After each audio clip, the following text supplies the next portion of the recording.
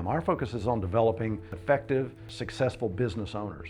Really what we do is a sales and marketing office. We operate various sales funnels. We deal with potential clients. We look for potential franchisees. We help develop the territory. So what is your number? Everybody has a number in their head. Maybe it's their mortgage or their rent or their car payments, or there's some number by which whatever they're doing, whatever business becomes important to them because it's accomplishing something for their family. How do we get them to that number?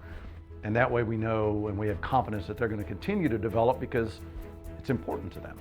When opportunity presents itself, you have to be prepared. I think the system works that way. Everybody wants all the offices to be successful.